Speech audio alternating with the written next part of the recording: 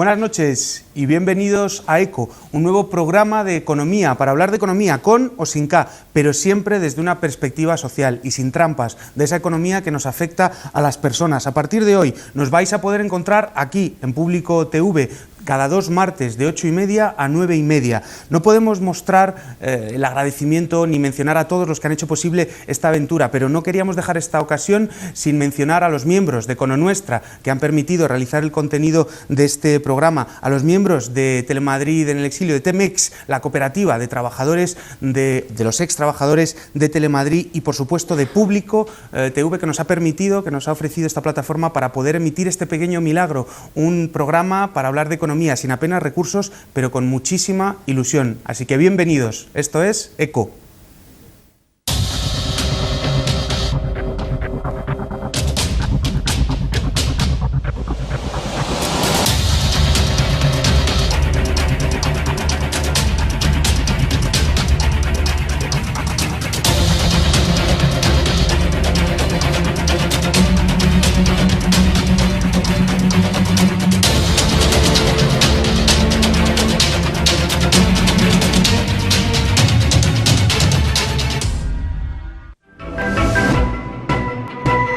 Ya lo han visto, hemos querido empezar esta aventura hablando de uno de los grandes problemas a los que se enfrenta la sociedad española, uno de los grandes problemas económicos, la desigualdad.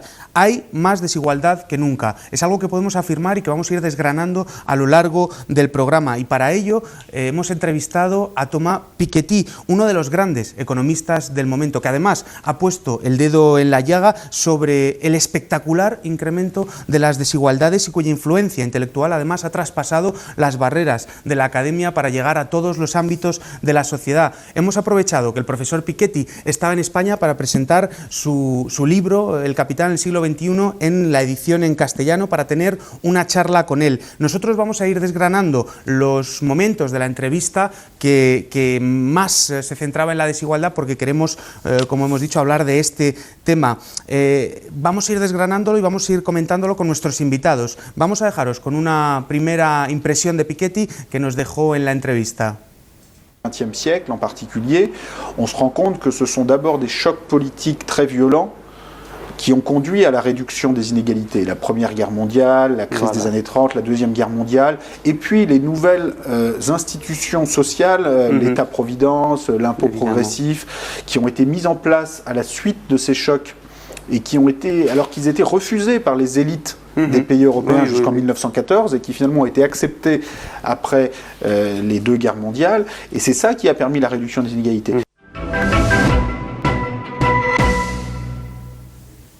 Muy bien, pues para hablar de la desigualdad tenemos a 3 invitados de lujo. Vamos a presentarlos, los 3 invitados que han querido participar con nosotros en este primer programa de ECO. En primer lugar, tenemos a Francisco Lorenzo, coordinador del informe FOESA. Muchísimas gracias por estar con nosotros, Francisco. A vosotros. También tenemos a Fernando Luengo, profesor de la Universidad Complutense de Madrid, miembro del colectivo de la Asociación Econonuestra y también participante en el Círculo 13 de Podemos, y ahora además integrado en la candidatura a la Comunidad de Madrid, Podemos Ganar Madrid. Muchas gracias por estar con nosotros, Fernando. Gracias a ti, Iván. Y también contamos con Yayo Herrero, directora de FUEM. Bienvenida y muchas gracias por estar con nosotros. Muchas gracias a vosotros. Pues si queréis, vamos a empezar haciendo una breve reacción a lo que nos comentaba Piketty. Todas las grandes épocas en donde se ha experimentado una reducción de la desigualdad se han producido por conflictos sociales. Francisco, si quieres empezamos contigo. Sí, y a la inversa también, ¿no? La desigualdad termina reproduciendo ese conflicto social. Es decir, es muy complicado imaginar una sociedad en la que 2 grupos acceden de forma muy distinta a distintos bienes, servicios, derechos básicos. Cuando esta distancia se produce, cuando se produce esta polarización social, evidentemente la posibilidad de una cohesión social, de una convivencia pacífica, de una construcción conjunta de una sociedad disminuye radicalmente. Fernando, ¿qué te parece?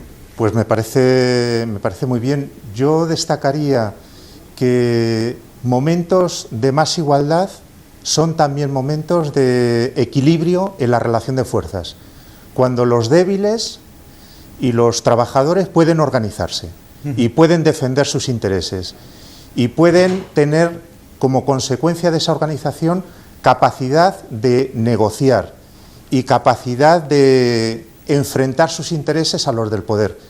Cuando existe esa situación, entonces están creadas las condiciones para que haya periodos de más equidad. Ya yo. Sí, yo creo que la desigualdad en sí misma es reflejo de un conflicto y la lucha por la igualdad también, ¿no? En términos clásicos, en la lucha de clases, es decir, expresa la lucha entre unas determinadas desigualdades, pero existen otras muchísimas, ¿no? Las desigualdades en el acceso a los recursos naturales, las desigualdades en la asunción del trabajo doméstico, es decir, que yo creo que tanto la lucha por la igualdad como la resistencia ante las desigualdades efectivamente vienen precedidas y normalmente vienen sostenidas por un conflicto. Muy bien, pues vamos a verlo en un gráfico, si os parece, porque yo creo que la desigualdad tiene dos caras. Tiene, por supuesto, la generación de pobreza y exclusión, y tiene además la otra cara, que es la acumulación de la renta. Aquí lo podemos ver en el gráfico, yo creo que se ve explícitamente. A la izquierda podéis ver como el cilindro azul es el de la población, un cilindro muy pequeñito, donde se ve que una pequeña población, una pequeña parte de la población concentra una gran riqueza, y a la inversa, a la derecha, podemos ver como una gran parte de la población tiene muy poquita renta. Esto es lo que ha generado el modelo del que estábamos hablando, una concentración de la renta, yo creo que espectacular. Además, yo creo que las dos primeras columnas nos pueden indicar que alrededor de un 10% de la población puede mantener un 50% de la riqueza, lo cual es una concentración pues bastante importante. Si quieres, Francisco, yo creo que nos puedes comentar un poco, eres coordinador, habíamos dicho, de Informe FOESA. En Informe FOESA yo creo que se han explicitado muy bien cuál es la situación de la desigualdad. ¿Nos puedes dar una opinión al respecto? Sí, yo creo que es importante entender que partíamos de unos niveles elevados de desigualdad, donde claramente las rentas del capital tenían mucho más peso y mayor incremento que las rentas derivadas del trabajo. En ese sentido, una ausencia de políticas redistributivas suficientes. Nuestro modelo, bien por la fiscalidad, bien por las políticas sociales, es un modelo débil, que tiende a ser universal, aunque se escapan determinados grupos y determinados colectivos, pero a pesar de ese intento de universalidad es claramente débil. Y luego un efecto sobreañadido como consecuencia de la crisis, una crisis que se ha cebado especialmente con las rentas medias y las rentas más bajas. Es decir, la idea de que la crisis nos ha golpeado a todos por igual, no es verdad, es rotundamente falsa. La crisis ha golpeado en muchos sectores de forma devastadora, pero especialmente con una virulencia muy concreta en los grupos de renta más baja, lo cual ha polarizado aún más esta realidad socioeconómica, ¿no? Claro, ha incrementado las desigualdades. Además, el incremento de las desigualdades ha jugado un papel muy importante en la generación de la crisis, y esto es lo que le preguntamos a Piketty, al profesor Piketty, precisamente. ¿Qué papel ha jugado el incremento de estas desigualdades que nos estabas comentando en la generación de la crisis? Vamos a verlo en el vídeo. Alors, je pense que l'augmentation des inégalités, notamment aux États-Unis, a contribué très fortement à fragiliser le système financier et finalement, dans le déclenchement de la crise, a joué un rôle très important. Parce qu'aux États-Unis, l'augmentation des inégalités entre 1980 et 2010 et 2007, la veille de la crise, a été tellement forte que finalement, une très grande partie de la croissance économique a été captée par le haut de la distribution. Ça a contribué à une stagnation des revenus médians et des revenus des 50% ou même des 80% des Américains les plus pauvres. Ça a contribué sans aucun doute à une très forte augmentation de l'endettement des ménages. Et finalement, tout ça a contribué à une fragilisation du système financier.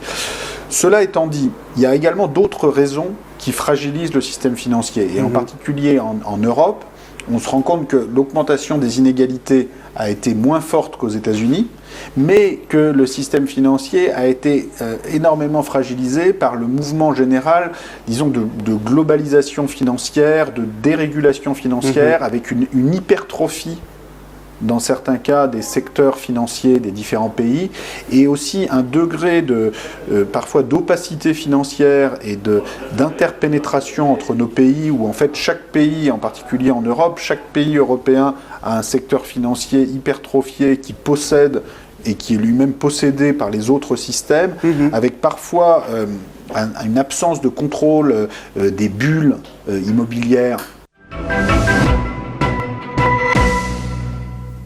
Ahí lo teníamos a Piketty, al profesor Piketty, hablándonos de cómo la fragilización o este incremento de las desigualdades ha supuesto una fragilización de los sistemas financieros y, por supuesto, lo que se añade a la desregulación financiera y la opacidad. ¿Qué pensáis, Fernando, de lo que nos comentaba Piketty, del papel de la desigualdad en la generación de la crisis? Bueno, incluso más que generación de la crisis, para mí la crisis básicamente es la desigualdad. La explicación de fondo de la crisis reside en la desigualdad. Y hay varias maneras de abordar este asunto, pero quiero señalar un par de cosas. El estancamiento salarial prolongado, que los ingresos de los trabajadores hayan tendido a rezagarse respecto de la productividad, que incluso hayan caído, eso ha creado y explica la burbuja financiera, porque ese estancamiento salarial ha abierto la posibilidad del crédito privado. El crédito ha sido un negocio formidable, porque ha complementado el salario que estaba semiestancado. Claro, el crecimiento del crédito ha estado en la base de lo que algunos economistas denominan como la financiarización de la economía. Por lo tanto, estancamiento salarial y crédito relacionado. Y por otro lado, el estancamiento salarial ha dado lugar a que las rentas estén concentradas en grupos muy pequeños. Y estos grupos, sus intereses y su negocio están en las finanzas. No solamente, como a veces se dice, que estos grupos consumen menos y crean un problema de demanda en la economía, también. Pero es que el negocio, la riqueza de estos grupos está muy determinada por sus inversiones en lo financiero y por lo tanto por estas dos rutas se puede decir que la desigualdad es la marea de fondo de la crisis. La crisis, la causa última, una de las causas últimas y profundas de la crisis reside precisamente en la desigualdad. ¿Yayo? Sí, yo, bueno, al hilo de lo que estaba planteando Fernando, ¿no? y de las declaraciones que hacía Piketty, claro, si analizamos cómo se ha endeudado la población en el Estado español durante el periodo de la burbuja, vemos de una forma clara cómo estas desigualdades se han polarizado de esa manera, ¿no? Es decir, señalaba Fernando cómo los salarios se estancaron o incluso decrecieron, es decir, que decrecieron de una forma grande durante todo este periodo, pero luego también nos hemos encontrado con que en general dentro de las casas las familias se endeudaron brutalmente, es decir, invirtieron todos sus ahorros en comprar viviendas o sobre todo en la parte de las hipotecas y a la vez se hipotecaron para los siguientes años, ¿no? Y a mí lo que me parece curioso además es cómo en los imaginarios de la gente, en el imaginario colectivo, las personas se estaban endeudando brutalmente y sin embargo creían que invertían, ¿no? Que forma parte de todo ese aparato legitimador de un sistema pues injusto y desigual. Esa narrativa, ¿sí, Francisco? Claro, sí. En línea con lo que estaba señalando ya yo creo que lo que está ocurriendo con la crisis y lo que ha ocurrido previamente en época de bonanza, en el fondo son dos bailes distintos pero con una misma música de fondo. Claro, las consecuencias no son distintas, el ciclo económico no ha sido similar y evidentemente hay cambios sustanciales y se han recrudecido determinadas situaciones, pero en el fondo toda esa época de bonanza previa que hemos vivido en nuestro país ha tenido unas consecuencias también muy duras, muy peligrosas y muy complicadas. Teníamos unos porcentajes muy elevados de población en situación de vulnerabilidad que evidentemente que se ha precarizado, mucho empleo que se generó, que era un empleo muy precario, muy poco protector y que de alguna forma atrapaba, que aparentemente nos daba muy buenos indicadores estadísticos, pero que la realidad de fondo, el mar de fondo que se estaba produciendo era de precarización y de vulnerabilidad. En ese sentido, la crisis lo que ha hecho es facilitar que salte por los aires toda esta debilidad que existía y que tiene que ver con nuestro modelo, es decir, que o nos planteamos la reflexión sobre qué modelo queremos construir o la crisis terminará y comenzaremos a preparar la siguiente. ¿Y qué grupos sociales han visto más afectados? Hay diferentes grupos con diferentes vulnerabilidades. Evidentemente la sociedad, las mujeres han tenido un papel, una crisis de género en donde evidentemente tenemos más problemas o enfrentan más problemas. Yayo, no sé si puedes comentarnos un poco al respecto. Sí, yo creo que obviamente los sectores vulnerables se han visto muy perjudicados y las mujeres se han visto perjudicadas no solamente por el tema del acceso a renta, por tener trabajos menos remunerados o tener que acceder a empleos parciales, ¿no? sino simplemente porque la crisis se ha resuelto recortando precisamente en aquellas cosas que permiten cubrir y ha desplazado un montón de trabajos que no se pueden dejar de hacer al entorno de los hogares, es decir, se trabaja mucho más en los hogares. Muy bien, no, y además hay una cosa de la que estabais hablando un poquito todos, de este estancamiento salarial, este capitalismo patrimonial del que también preguntamos a Piketty. Vamos a ver lo que nos dijo.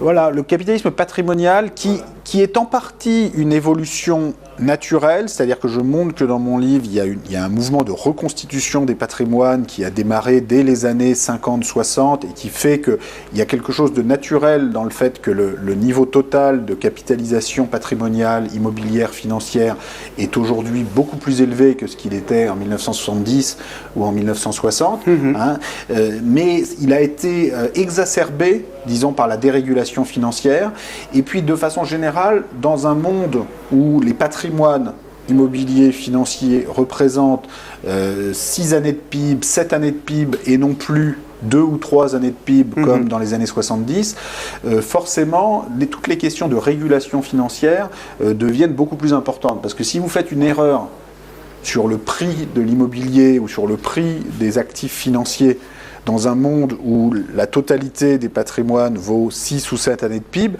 ça peut avoir des conséquences terribles pour l'économie réelle, et c'est ce qu'on a vu, et c'est ce qu'on a vu en Espagne.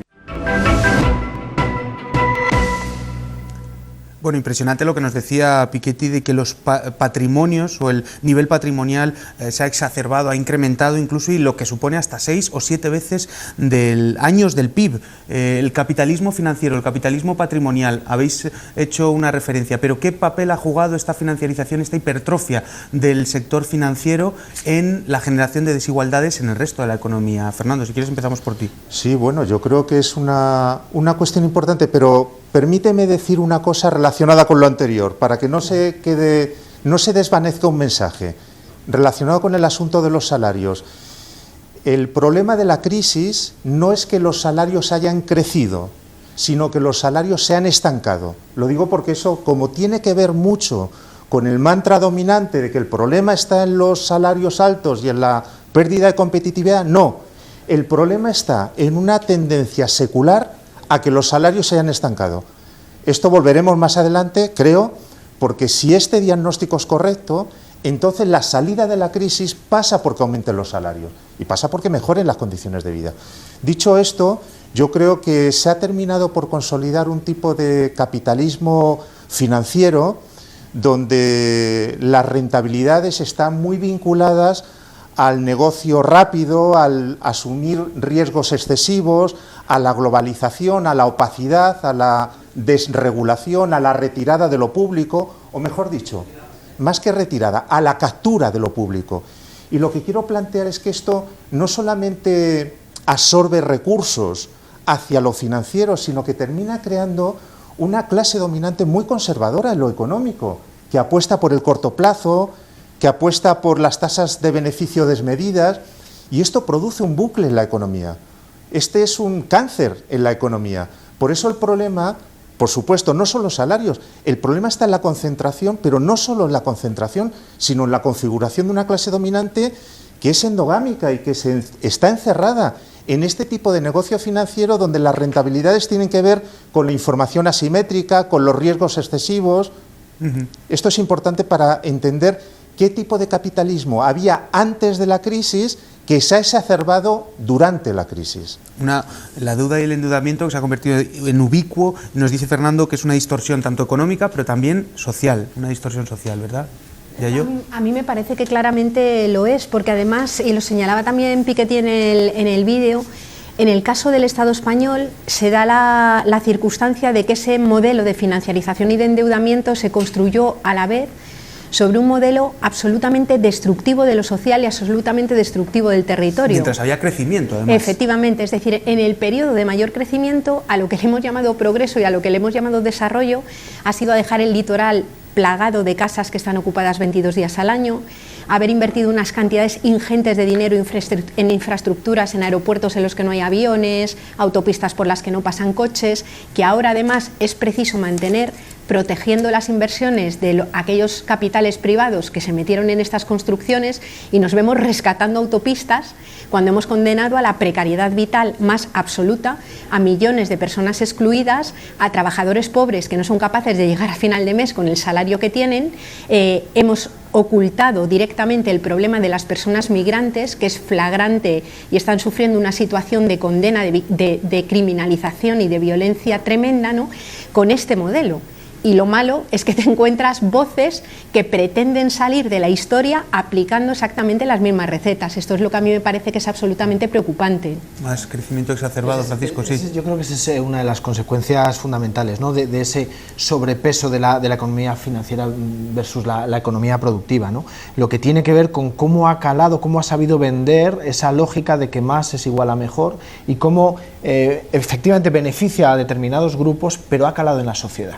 Y no hemos sido suficientemente críticos ante esa máxima, ¿no? Y en ese sentido compramos fácilmente, o la sociedad compra fácilmente, la idea de la que la recuperación viene exactamente por aquellos caminos que generaron la crisis, ¿no? Es decir, cómo la recuperación viene única y exclusivamente por el crecimiento. Crecimiento sin distribución, porque esa pregunta o esa coletilla no se le exige a ese crecimiento. Es decir, más PIB, sí, pero da igual cómo, y da igual cómo se distribuya. Generación de empleo, ya tuvimos mucha antes del 2007. Pero como decía, un empleo precario, no protector, es decir, no le exigimos que tenga apellidos a ese crecimiento y a ese empleo que generamos, y únicamente le pedimos volver a desarrollar aquellos mecanismos que no evitaron la crisis, de hecho que contribuyeron a que fuera o tuviera un impacto mayor, ¿no? Claro, Fernando, un crecimiento sin apellidos nos dice que además ha podido ser capturado por la clase, por ese 1% que lo posteriormente veremos, ¿verdad? Bueno, por supuesto, pero lo que comentaba ahora Kiko es muy importante, porque nosotros tenemos que introducir la reflexión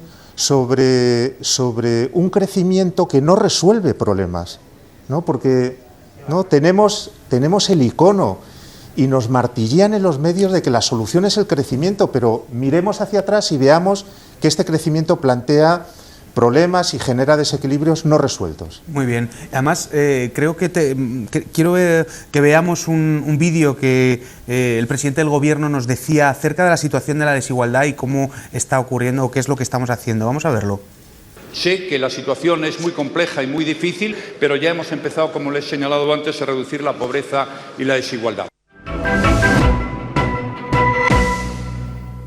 Bueno, esto es lo que nos decía el presidente del Gobierno, y esto, lo que vais a ver, es lo que nos dicen los datos con respecto a la población pobre y con respecto a cómo se ha generado esta pobreza y exclusión, como estábamos diciendo. Lo podéis ver cómo del 2007 al 2013 ha crecido la población en exclusión y en pobreza de una manera espectacular. Esto pone los pelos de punta, entre otras cosas, por el destrozo social que conlleva. No sé si nuestros invitados, Francisco, sí, podéis hablar un poco sobre este gráfico, la concentración, el incremento de la pobreza y la exclusión social.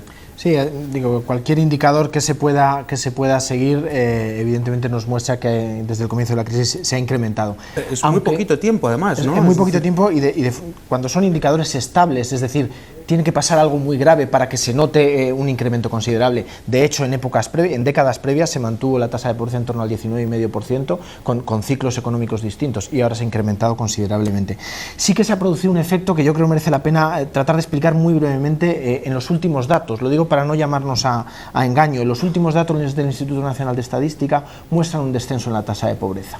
Cuando vas a la página web de Eurostat, que es la página de la Unión Europea en temas estadísticos, lo que te señalan claramente es que esta diferencia no es comparable, los últimos datos con los datos anteriores. ¿Por qué? Porque ha habido un cambio metodológico.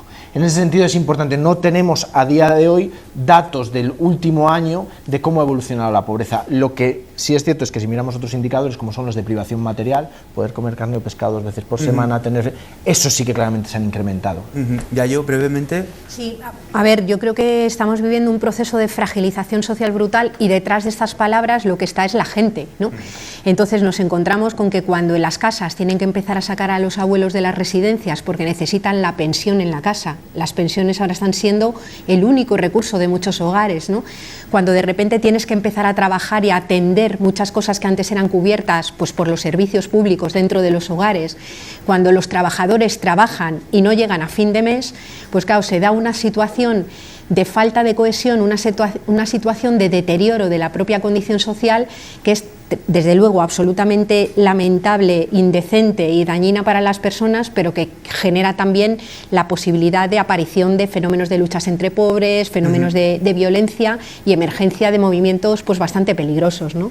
Fernando, brevemente. Sí, brevemente. Saquemos cualquier estadística que solo refleja parcialmente la realidad. La realidad es cruda. Además, estoy de acuerdo con Yayo de que detrás de las estadísticas veamos la gente y veamos el sufrimiento y la gente que no puede encender la calefacción en invierno y la gente que no tiene un techo donde vivir. Esta es la desigualdad y este es el sufrimiento del cual los políticos o una parte de la clase política simplemente ignora. Y además, otra idea que quiero subrayar es que este tipo de desigualdad, que es mayor que la que había antes, ha llegado para quedarse. Esto para mí es una cuestión fundamental. Está enquistada. Y está enquistada, entre otras cosas, y aquí tenemos que introducir el factor político, está enquistada porque de esta desigualdad y de exclusión social se está haciendo caja, se están enriqueciendo las élites. Hay un factor de enriquecimiento y de redistribución regresiva de la renta y la riqueza. Por eso no es un mal que se pueda analizar al margen de cómo está la polarización social.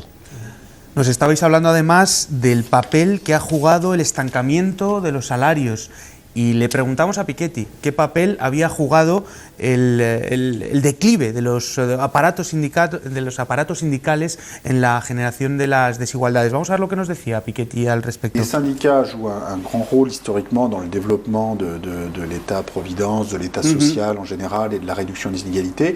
Et l'existence du contre-modèle soviétique communiste joue aussi un grand rôle. Et c'est vrai que ça aide beaucoup à ce que les élites dans les pays occidentaux acceptent un certain nombre de réformes fiscales et sociales qu'ils refusaient. En France, d'un seul coup, au début des années 20, des groupes politiques situés plutôt à droite qui refusaient l'impôt sur le revenu à 2% en 1914 acceptent d'un seul coup l'impôt sur le revenu à 50-60% sur les plus hauts revenus, parce que finalement ils se disent qu'à côté de la révolution bolchevique, c'est plutôt mieux d'avoir l'impôt progressif sur le revenu. Et à l'inverse, la chute du mur et la fin du contre-modèle communiste nous fait rentrer dans une phase de refus de la régulation. Muy interesante lo que nos decías. Y si queréis empezamos por Yayo a una reacción a lo que nos decía Piketty. Sí, a mí desde luego el papel es obvio que lo que ha sido la pugna y arrancar al capital algunos beneficios para el conjunto de la gente, el trabajo de los sindicatos y el movimiento, la movilización obrera ha sido clave, ¿no? Y creo que es también clave el hecho de que en este momento el sindicalismo, a mi juicio, esté tan absolutamente, mayoritariamente debilitado, ¿no? Y en unas posiciones de concertación en las que claramente es difícil poder concertar nada que vaya a beneficiar, digamos, a las personas que están en peores circunstancias, ¿no? A mi juicio, ahora mismo el sindicalismo tendría que hacer una reflexión profunda de manera que pueda abordar las relaciones con el trabajo, pero también una mirada sobre los límites ecológicos, una consideración a que no solamente es trabajo el que se hace de forma remunerada, sino también el que se hace dentro de los hogares, y que por tanto el sindicalismo se ponga al servicio de generar un trabajo en general más amplio que solamente el concepto de remunerado, al servicio pues del bienestar de la gente. Fernando. Sí, solo un mensaje, dos mensajes sobre el papel de los sindicatos. La reforma laboral que ha aplicado este gobierno, que por cierto tiene algo que ver con las anteriores y no es simplemente la reforma del Partido Popular, ha dado el poder a las patronales. Y claro, en ese escenario es muy difícil. No estoy justificando a los sindicatos, pero digo que es muy difícil, porque se han llevado por delante la negociación colectiva. Llevar la negociación a los centros de trabajo es acabar con la negociación colectiva, porque la relación de fuerzas es completamente favorable a las patronales. Y por otro lado, en un contexto donde hay un 26%, un 27% de desempleo, donde las políticas sociales se están recortando dramáticamente, es que la gente tiene miedo. Y con el miedo se pone en la mesa de negociación. Y por eso es normal, aunque es dramático, que haya muchos casos donde los salarios están reduciéndose. Pues yo conozco de amigos y de conocidos y de gente a la que accedo, los salarios están bajando el 20 y el 30%, a cambio de que eventualmente y de momento se protege el empleo, para después, porque en España es el caso ejemplar, de que al mismo tiempo han bajado los salarios y se ha destruido empleo. Francisco. Sí, para mí esta debilidad de los sindicatos o este debilitamiento al que hacían referencia, yo creo que tiene que ver todavía con algo que es quizá más peligroso aún, ¿no? Que evidentemente tiene estas consecuencias, pero que va más allá, y es cómo se ha ido debilitando la imagen de cualquier institución. Es decir, es una crisis de las instituciones, y en ese sentido ha calado en el imaginario colectivo el que a través de la política no hay alternativa, a través de los sindicatos no puede... se pone en cuestionamiento todas las instituciones, lo cual evidentemente se han hecho méritos para esa duda, ¿no? sobre ellos y sobre sus capacidades, pero evidentemente lo que pone de manifiesto es que cualquier estructura o organización de ese proyecto común está bajo sospecha. Esto lo que te invita es al sálvese el que pueda. Es decir, todo lo que tenga que ver con instituciones que están debilitándose no funciona, por lo tanto, sálvese el que pueda y usted es el único garante de su propio bienestar. Lo cual lo que pone en debilitamiento es el propio modelo de sociedad que estamos construyendo, ¿no? Modelo de sociedad, Yayo, no sé si quieres añadir algo al respecto. Claro, a mí es que de fondo me parece que hay una reflexión fundamental, ¿no? Y es que en los imaginarios, por ejemplo, el empleo es lo que se está utilizando como elemento legitimador de todos los atropellos y todos los recortes que estamos teniendo, ¿no? Es decir, llegan a decirte que es necesario flexibilizar a tope el empleo precisamente para poder crear empleo, o llegan a plantearte, nos plantearon durante todo el periodo de bonanza económica que todas aquellas inversiones en construcción o en grandes infraestructuras lo que tenían detrás era la creación de puestos, cantidades ingentes de puestos de trabajo, ¿no? Directos e indirectos, que luego no existieron claramente y se volatilizaron. Entonces creo que es importante que como sociedad y en las movilizaciones que se están generando hagamos una reflexión, porque al final, con la excusa de la generación de empleo precario, y se están de alguna manera llevando por delante derechos conseguidos desde hace pues muchísimo tiempo, ¿no? No, y además es lo que estábamos hablando, flexibilizar es una palabra que detrás tiene algo muy concreto, ¿no, claro. Fernando? Sí, flexibilización, bueno, moderación. Pero flexibilizar, moderar, todos nos tenemos que apretar el cinturón, esto es culpa de todos. Es la trampa del lenguaje, es lo primero que no tenemos que aceptar, porque es un lenguaje tramposo y es un lenguaje destinado a culpabilizar a la sociedad, culpabilizar a los trabajadores. No es flexibilizar, si hablamos de lo laboral, no es flexibilizar, es llevarse por delante derechos laborales, es desregular el mercado de trabajo, es cambiar la relación de fuerzas dentro de las empresas, es privar a los trabajadores del ejercicio de derechos sindicales y ciudadanos. Claro que a todo eso le llamamos flexibilidad o les llaman flexibilidad, pero no aceptemos discutir y construir nuestro discurso, o el discurso que yo creo que hay que construir, utilizando esas herramientas que son tramposas y están al servicio del poder. Las trampas del lenguaje que modifican un poquito y que crean un discurso nuevo. Vamos a verlo en la generación de pobreza y exclusión que ha ocurrido en la población española, lo decíamos, en muy poquito tiempo, 2007-2013. Lo pueden ver como tanto la población en exclusión y la población, el número de personas en exclusión social en tan solo 5 años ha incrementado de manera espectacular. Esto además tiene un nombre, tiene unos apellidos y tiene personas que están sufriendo la privación energética, como nos comentaban antes los invitados. Francisco, además vosotros en el informe FOESA habéis hecho una imagen muy dramática de la sociedad española, es decir, de cómo ha incrementado en muy poquito tiempo las personas que están viviendo en pobreza y en exclusión. Sí, bueno, lo dramático es el día a día, como decían antes, ¿no? El día a día de la realidad de estas personas, de quien estaba mal y la crisis le ha golpeado más, o de quien estaba en esa situación de vulnerabilidad y la crisis le ha hecho descender 2 escalones, ¿no? Yo creo que hablamos de hogares además especialmente vulnerables, con jóvenes, con menores, un riesgo de presente y un riesgo de futuro también, ¿no? Y luego hablamos también de una generación expulsada, ¿no? Personas que están fuera del mercado de trabajo, que a pesar de que han acumulado largas trayectorias profesionales, lo han hecho en sectores que ya no son replicables, con lo cual de cara a futuro tiene una situación, bueno, sin olvidar el día a día y el presente, ¿no? Fernando. Sí, me parece muy bien el término que acaba de utilizar Kiko. Expulsión más que exclusión. Es que hay una parte de la gente que ha sido expulsada de los circuitos productivos, de los circuitos laborales, de las redes sociales, de los contactos, de los ámbitos donde se obtiene formación, hay expulsión. Y una parte muy importante de la gente que está fuera no podrá volver, incluso aunque hubiera crecimiento económico.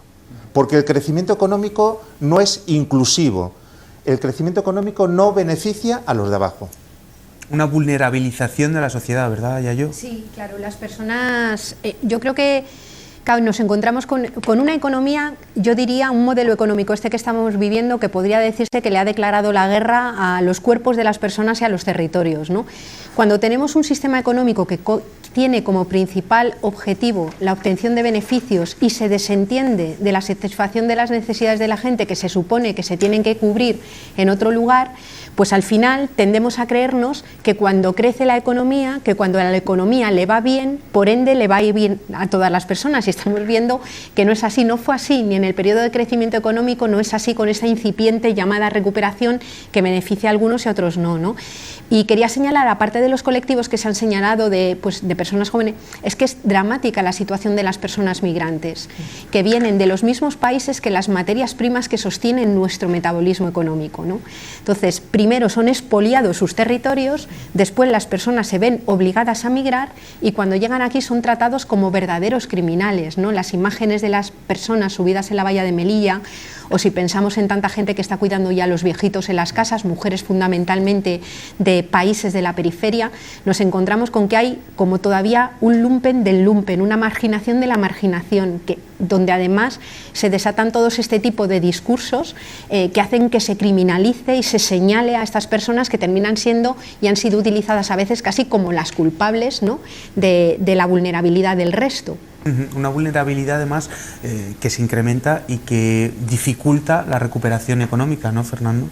Bueno, para mí es evidente que en este contexto podría decir porque hay el argumento convencional de que hay mucha gente que no ingresa y por lo tanto no consume, y es muy difícil en una crisis que todavía se caracteriza por altos niveles de deuda.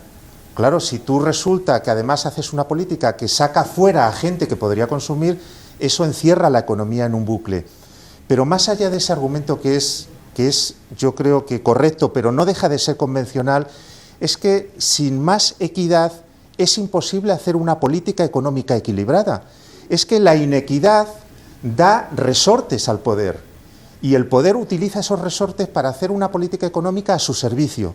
Y por lo tanto, en mi opinión, si no se ataja el tema de la desigualdad, es imposible salir con decencia y salir con sostenibilidad.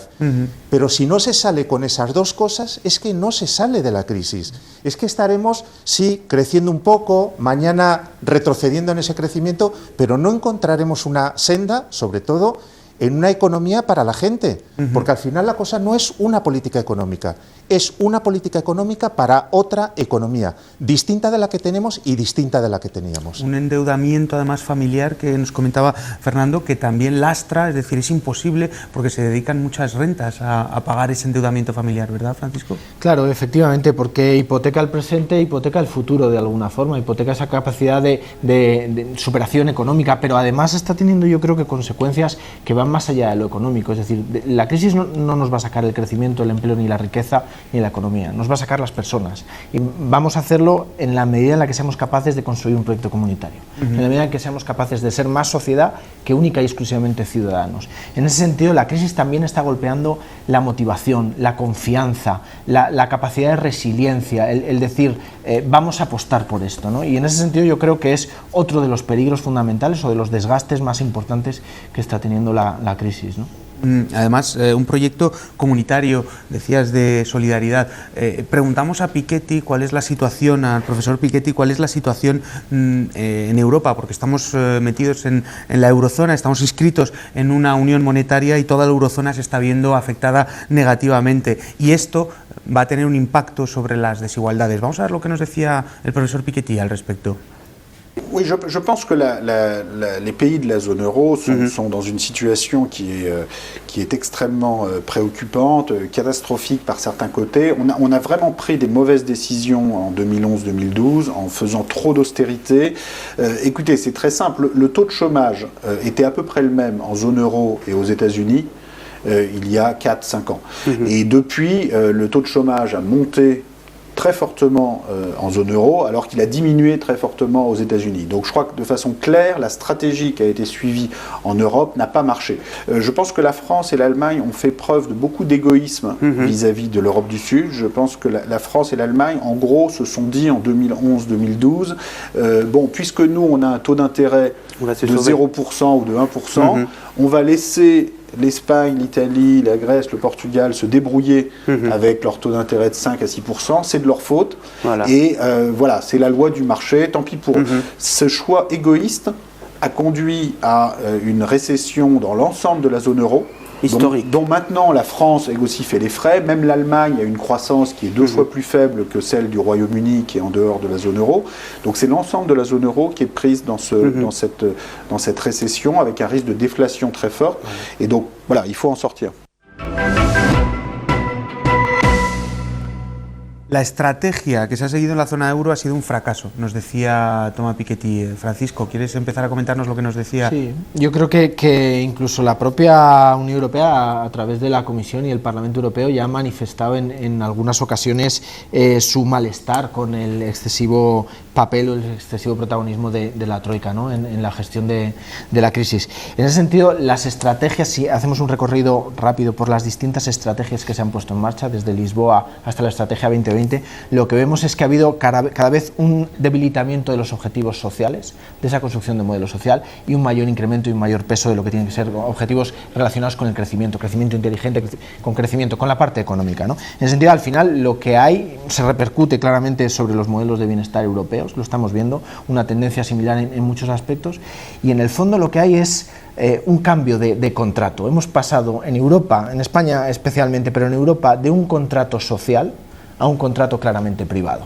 a un contrato en el cual las fuerzas y quien más fuerza posee es quien va a poder tomar determinadas decisiones y donde se nos remite a cada uno a esa garantía individual propia del bienestar, ¿no? Es algo más que las políticas, es un proyecto de fondo lo que se ha debilitado y lo que se ha visto debilitado a lo largo de estos años, ¿no? Es un proyecto que ha cambiado, Fernando, un proyecto que se ha radicalizado en sus postulados, ¿no? Sí, se ha radicalizado, pero no solo se ha radicalizado, es que Europa, el imaginario que nosotros teníamos de Europa, que es una Europa que redistribuye al mismo tiempo que crece, es que esa Europa está rota en 1000 pedazos.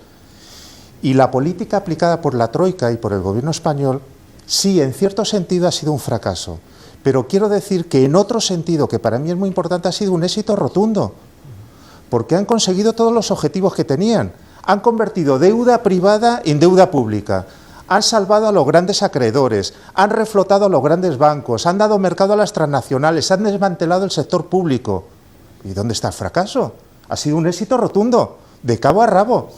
Todos los objetivos asociados a la reestructuración del capital y a la refundación del capitalismo, todos los objetivos, uno por uno, se han conseguido. Claro, al mismo tiempo se ha fracasado, ¿no?, desde la perspectiva de los que defendemos que la crisis tiene que ver con la igualdad, con la insostenibilidad de los modelos económicos. Por supuesto, estamos en un callejón sin salida, aunque yo creo que hay otra economía posible. Pero a veces se omite el tema del éxito rotundo. Es que la agenda estratégica del poder la han llevado a efecto, con todas las consecuencias. Las políticas de recortes que no sirven para lo que dicen que no sirven, ¿no, Yayo? Sí, bueno, es un poco... Aquí el papel y los discursos lo aguantan absolutamente todo, ¿no? Y habría que analizarlos para ver las burradas tan enormes que se han dicho, ¿no? Yo creo que el proyecto de la construcción europea, y de hecho mucha gente desde los ambientes universitarios y también desde los movimientos sociales han venido denunciando desde hace bastante tiempo con qué criterios se iba haciendo el proyecto de construcción europea. Estos criterios de poner en el centro el crecimiento de la economía desde el Tratado de Maastricht, en lo que fue Lisboa, lo que han venido siendo todo el proceso de construcción, ¿no? Y nos encontramos con unas políticas de la Troika que han aplicado en los países del sur de Europa, en este caso, pues las mismas recetas de los planes de ajuste estructural que se vinieron a poner en marcha en muchos países de la periferia anteriormente, en América Latina, en África, para resolver problemas de las deudas, y nos vamos encontrando pues con resultados bastante similares, ¿no? Solo que en un marco en el que además cada vez es más difícil plantearse volver a hacer crecer la economía en los mismos términos, porque nos encontramos, entre otras cosas, con los límites de recursos naturales y límites del planeta que te empiezan a poner en situación, en dificultades, digamos, para volver a alentar esos modelos, ¿no? Yo creo que el problema es que en Europa hemos pasado de tratar de construir una economía en la que el Estado era capaz o pretendía arreglar lo que concebía que eran fallos del mercado, a un modelo en el que en realidad el que las personas tengamos necesidades y necesidades llevar adelante vidas decentes es un problema para el crecimiento de la economía. Es decir, antes los fallos estaban en el mercado y había que corregirlos, y ahora los fallos están en las personas que necesitemos llevar vidas adelante y satisfacer necesidades, y que además queramos organizarnos para conseguirlo, y ese es el fallo, que somos nosotras el fallo, ¿no?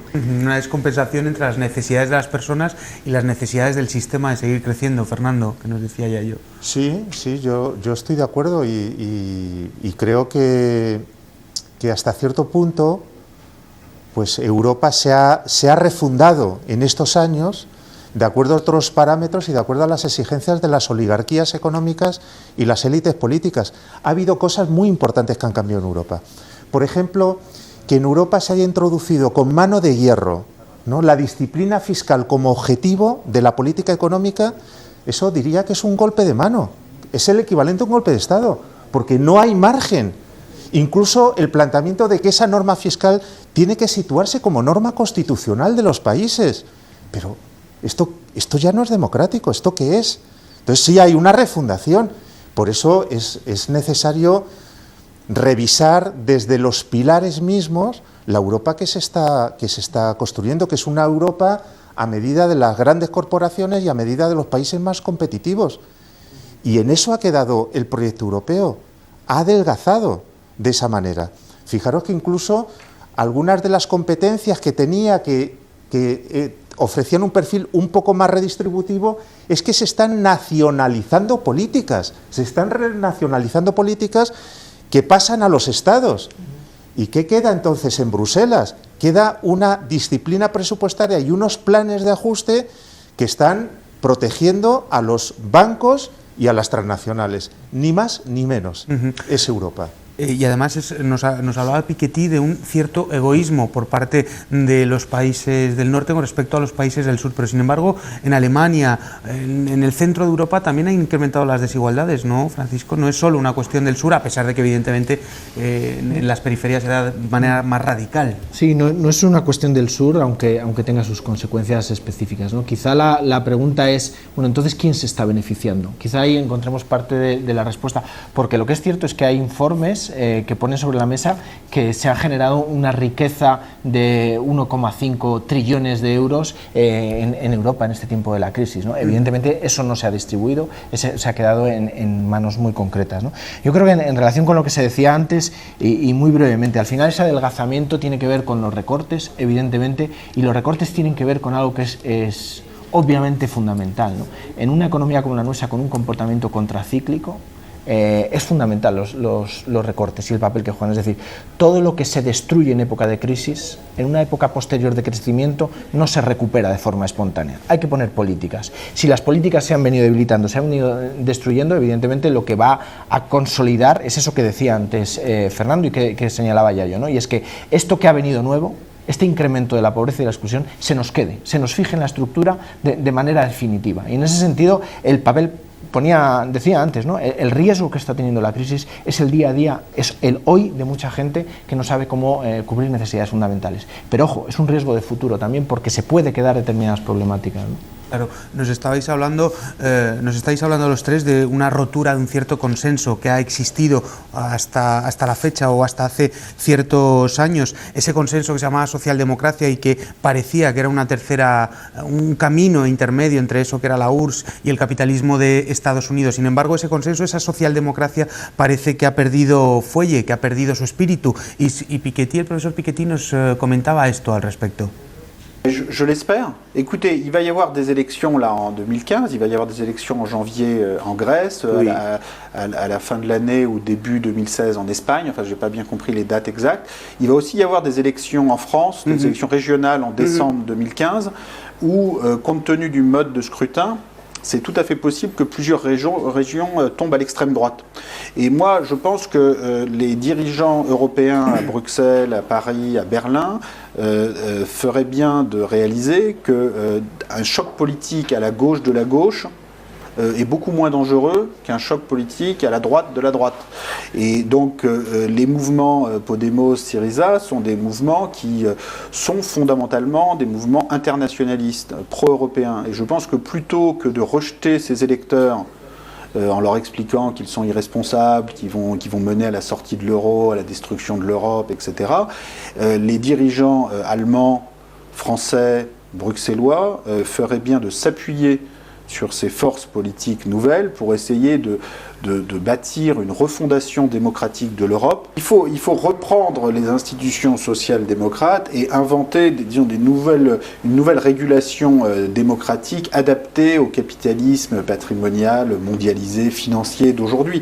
Les institutions social-démocrates européennes continuent de fonctionner quand même d'une certaine façon. Et c'est ça qui fait que les inégalités en Europe ont quand même beaucoup moins augmenté qu'aux États-Unis. Donc il continue d'y avoir un modèle social européen, social-démocrate, qui d'une certaine façon fonctionne.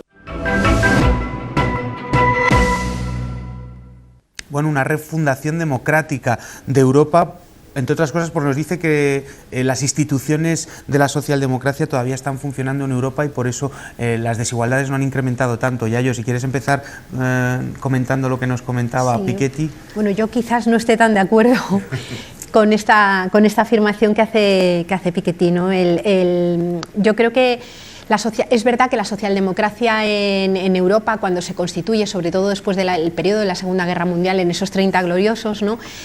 Genera un crecimiento económico en ese momento que con un Estado potente que regula esos fallos del mercado y controla, digamos, sobre todo el mercado de trabajo y la redistribución, genera bienestar en unas determinadas zonas. No olvidemos que es un bienestar que se genera con cargo al resto del mundo, es decir, que la posibilidad del establecimiento de la socialdemocracia en Europa vino gracias a la incautación de una cantidad ingente de recursos naturales que venían de otros lugares, es decir, que en buena medida se construyó gracias al expolio de otros territorios y dinámicas, digamos, en cierto modo neocoloniales, ¿no? Claro, ¿qué es lo que sucede en el momento actual? Que yo no estoy tan segura que esas estructuras de la socialdemocracia sigan funcionando. En concreto, en el Estado español, el mecanismo redistributivo de Estado se ha cargado. Es decir, estamos luchando para seguir manteniéndolo, pero está muy deteriorado y está en franco retroceso si estas luchas emergentes que surgen no son capaces de frenar esa dinámica de destrucción, ¿no?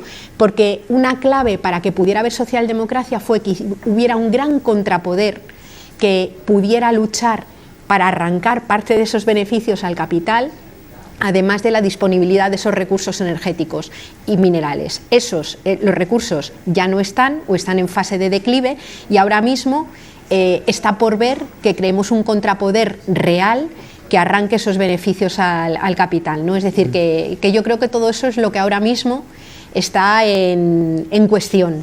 Piketty además nos hablaba del miedo que están intentando inculcar en las poblaciones de la periferia con respecto a Syriza y Podemos, que los nombra específicamente, ¿no, Fernando? Sí, pero no es para tener miedo, es la esperanza. No quiero aquí pronunciarme, ¿no? Pero quiero decir que en estos movimientos hay esperanza. El asunto volviendo al tema de la social, o no volviendo, pero un comentario sobre la socialdemocracia, es que buena parte de los problemas y de las dinámicas que los han ocasionado la socialdemocracia ha estado metida hasta el cuello en la lógica de las políticas económicas que han sido responsables de la crisis. Es que ahí ha estado la socialdemocracia. Es que en Alemania el periodo de estancamiento salarial que es parte del problema de la Unión Europea, es que eso fue responsabilidad de un partido socialista y de un dirigente socialista. Y por lo tanto esto hay que saberlo, ¿no? Para saber, digamos, el espacio político y el papel que ha desempeñado la socialdemocracia. Y claro, todo el desmantelamiento de los últimos años del estado de bienestar y de las políticas sociales es una dificultad para que se articule. En ese contexto de desgarro social es muy difícil que la socialdemocracia mantenga espacio. Y yo tengo la sensación de que ahora mismo está en tierra de nadie, no sabe muy bien qué es lo que plantearse y no tiene unas señas de identidad. Yo creo que un discurso socialdemócrata, un discurso de transformación, entre otras cosas, tiene que plantearse que hay que redistribuir, ¿no? Y redistribuir significa enfrentarse al dato que antes aparecía en el gráfico, y es que la concentración de la riqueza en los años de crisis ha aumentado espectacularmente y España ha batido récord.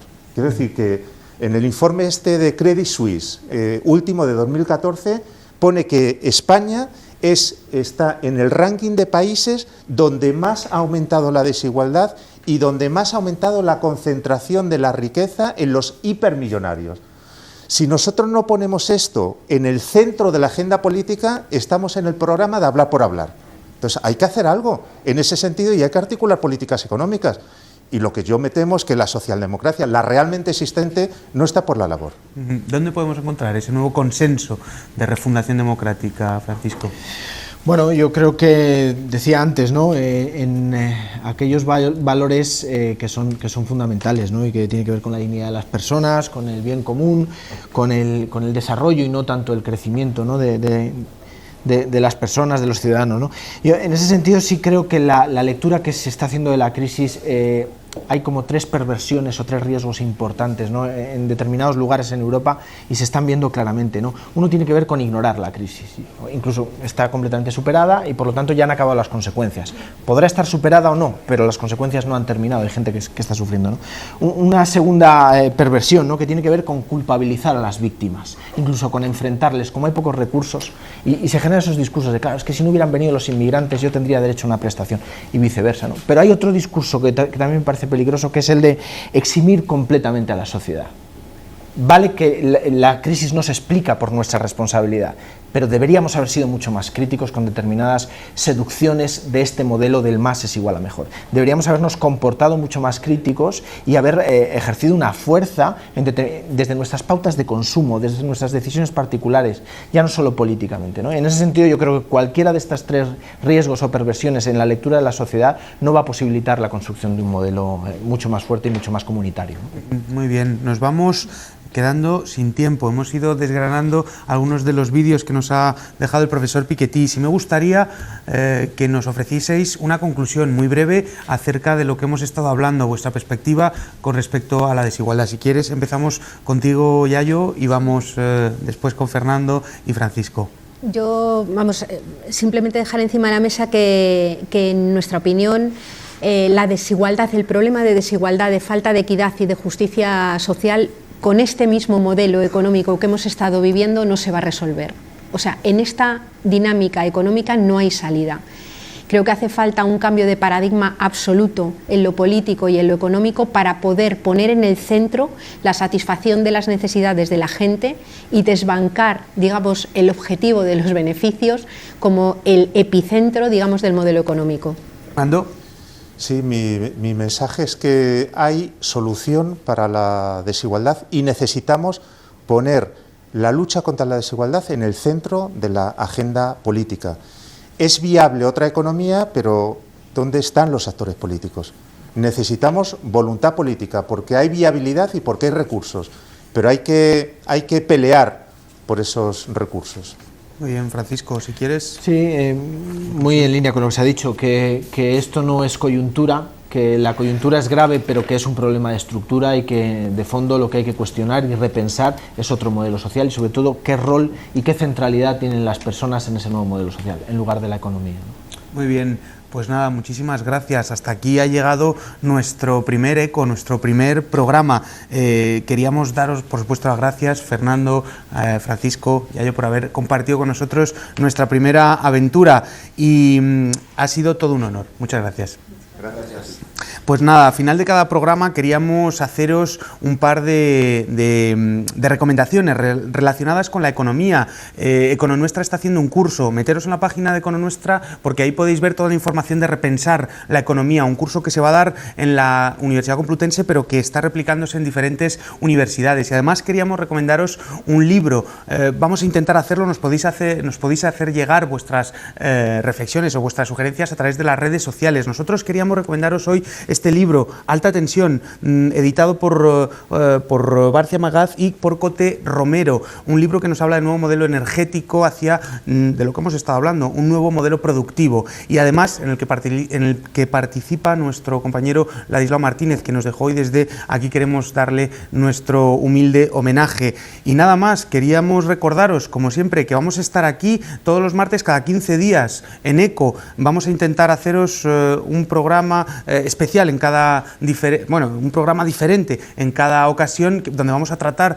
diferentes problemas económicos. Lo que pasa es que el próximo lunes queremos hacer un programa especial, un programa fuera de programación, el lunes 26, porque el domingo hay elecciones en Grecia y porque lo que ocurra en Grecia va a tener repercusiones aquí en España. Por lo tanto, queremos analizar cuál es la encrucijada económica a la que se enfrenta Grecia después de las elecciones del próximo domingo. No os olvidéis, el próximo lunes estaremos aquí a las 8:30, y si no, vamos a estar aquí todos los martes, cada 15 días, de 8:30 a 9:30.